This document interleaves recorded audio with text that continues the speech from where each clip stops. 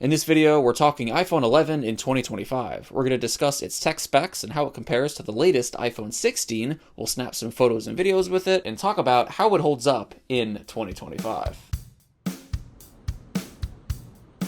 So the iPhone 11 has a 6.1-inch display, aluminum sides, and a glass back, which is the same overall design formula and display size as the latest iPhone 16. However, of course, there are a handful of differences, such as its noticeably thicker bezels and the fact that it has the notch instead of the dynamic island, and it has the more rounded edges instead of the flatter ones, and it has a glossy reflective back glass instead of a matte texture. The 11 features an LCD display panel with a peak brightness of 625 nits and a maximum 60 Hz refresh rate. I think the only significant drawback to the iPhone 11's display, even in 2025, is just the brightness levels. The iPhone 11, again, capping out at 625 nits, where the newest iPhone 16 can get all the way up to 1000 nits in typical situations and up to an even brighter 2000 nits when outside. And while this display was never technologically impressive, neither back in 2019 or now in 2025, with its relatively low 326 pixels per inch, it's perfectly fine, as the iPhone 11's immense success proved, despite the fact that a lot of people in the tech community were quite vocal over it having a pretty low pixel resolution. I think this is a perfect example of how some of us in the tech community sometimes get lost in the numbers and forget what's actually important to most consumers. As someone who regularly records voice notes throughout my day, whether it be brainstorming ideas or a to-do list, I often used to find myself scrubbing through long voice notes trying to find specific things I said and having to manually transcribe my recordings into text documents. But ever since I started using the Plod Note from Plod AI, who sponsored today's video, my life has been so much easier. The Plod Note not only enables one-press recording for notes, meetings, and calls, but also lets you generate both transcriptions and summaries of your recordings with speaker differentiation, powered by GPT-4o and Claude 3.5 Sonnet within the Plod app on your smartphone or using Plod Web on your computer. There's a variety of summary formatting options to choose from, tailored for just about every possible scenario. And you also get these really intuitive visual mind map summaries as well. And you can easily share any of the audio files, transcripts, summaries, or mind maps with others with just a few taps or clicks. Plod AI's summarizing and transcribing supports 112 different languages. The Plod Note itself is as small as a credit card and is very thin and lightweight. It even comes with a sleek MagSafe case for your iPhone. The Plod Note's iPhone phone call recording is one of its most impressive features, thanks to its advanced vibration conduction sensor that picks up on the internal microphone sounds in your iPhone when used with that MagSafe case. The Plod Note can record for 30 hours continuously and has 64 gigs of storage, and it supports 60 days of standby charge. To use the Plod Note in phone call recording mode, you flip the switch at the top up, and to use it in standard voice note recording mode, you flip the switch down. To start a recording, you long press the record button, you'll feel a vibration, and you're good to go. To stop a recording, you long press again, and then you'll feel 2 vibrations. Then you're instantly able to access the recording and generate your transcript and summary within the Plod app or using Plod Web. The Plod Note, in combination with the Plod app and web versions, provides you with all the tools you need to record, transcribe, and summarize all of your audio recordings. Click on the link in the video description down below to learn more about the Plod Note. Huge thanks to Plod AI for sponsoring this video. So the iPhone 11 has a dual camera system on the back with a 12 megapixel main lens and a 12 megapixel ultra-wide lens.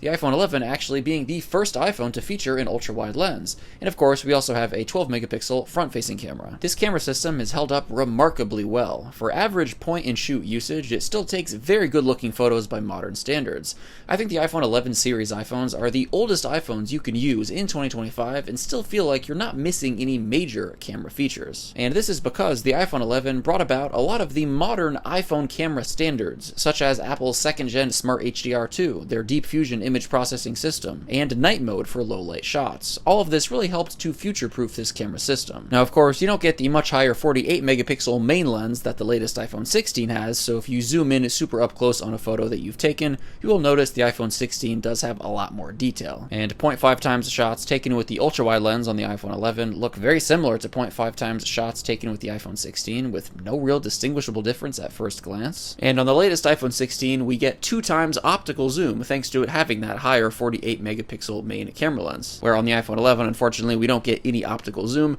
However, we could still get a digital 2 times zoom. It just won't be quite as crisp. And the absolute maximum digital zoom on the iPhone 11 is 5 times, where on the latest iPhone 16, it's 10 times. And photos taken with the front-facing camera on the iPhone 11 also hold up impressively well, with no huge differences in comparison to the iPhone 16 that jump out at you. And here's some 4K 60 frames per second video shot on the iPhone 11 and on the latest iPhone 16. And once again, it is genuinely impressive how similar these videos look at first glance. It really goes to show you that the iPhone 11 was really ahead of its time, specifically in terms of video recording when it came out back in 2019. And for video recording, your maximum digital zoom on the iPhone 11 is 3 times, where on the latest iPhone 16, it's 6 times. But all this being said, of course, the iPhone 11 does miss out on a handful of Apple's small but steady camera improvements that they've added over the years, ranging from image processing improvements to features like macro photography and photographic styles. But again, for typical point-and-shoot situations for 90% of users, this phone still has more than enough camera quality to get you by. The iPhone 11 is powered by the A13 chip with 4 gigs of RAM, and it performs quite nicely on iOS 18. Of course, it isn't going to be the fastest iPhone out there, it being an iPhone that's coming up on 6 years old, but it still has plenty of power. As always though, the bigger factor of concern with older iPhones like this is the limited amount of remaining years of major iOS update support. This phone is already on its 6th major iOS version with iOS 18, and given Apple's current track record, you'll likely be getting 1 more year of major iOS update support, maybe 2 if you're very lucky, but I wouldn't count on it, making it a perfect iPhone to hold onto for another year or so if you're currently using one. However, I wouldn't recommend buying one in the used market right now. They cost around $190. And I recommend against buying the iPhone 11 because you could get the one generation newer iPhone 12 for around just $20 more in the used market at around $210. And the iPhone 12 has some noteworthy upgrades, such as an OLED display as opposed to the LCD display that the iPhone 11 has. OLED displays deliver better contrast ratios and can display at true black levels. You also get a one generation newer A14 chip that'll likely get 2 and maybe even 3 more years of major iOS update support. And the iPhone 12 features the current style iPhone design with the flatter edges, all for just around $20 more. The iPhone 11 is a great iPhone to hold on to, again, if you're already using it, but I wouldn't recommend investing money in it. The iPhone 11 has a battery capacity of 3,110 milliamp hours, which provided great battery performance at the time of this phone's launch and for several years after. However, here in 2025, pretty much every iPhone 11 has been circulating for many years and has been put through many charge cycles, meaning the condition of the battery in each specific iPhone 11 will vary quite a bit from device to device, purely depending on the condition of the battery in each iPhone 11. So with an iPhone that's coming up on 6 years old like this, it's really hard to give any commentary on battery performance as it just varies so much device to device. As I always say, if you're going to buy any iPhone in the used market, make sure it has a minimum battery capacity of 85%, as any iPhone with a lower battery health than that will have significantly worse battery performance than it did when it was new. Although, as I said earlier, I wouldn't recommend buying the iPhone 11 used. If you're in the market for a used iPhone around this price, go for the 12 instead. So guys, the iPhone 11 has aged quite gracefully, as you've seen throughout this video. For me personally, its only noticeably out-of-date attribute is its LCD display as opposed to an OLED display, as the non-true black levels that an LCD display has are noticeable to me in certain environments. But honestly, it's something that I adjust to pretty quickly after using the phone, so it wouldn't be a deal breaker. I think the cameras in particular are one of the most impressively well-aging components of this phone. I mean, it just looks so close to the iPhone 16's camera results. It really goes to show you that Apple was ahead of the game with their image processing and video recording back in 2019. Let me know your thoughts on the iPhone 11 in 2025 in the comments down below. And thanks again to Plod AI for sponsoring this video. Check out the link in the video description down below to learn more about the AI-powered Plod Note voice recorder. Thank you all so much for watching, and of course, as always, I'll catch you in the next one.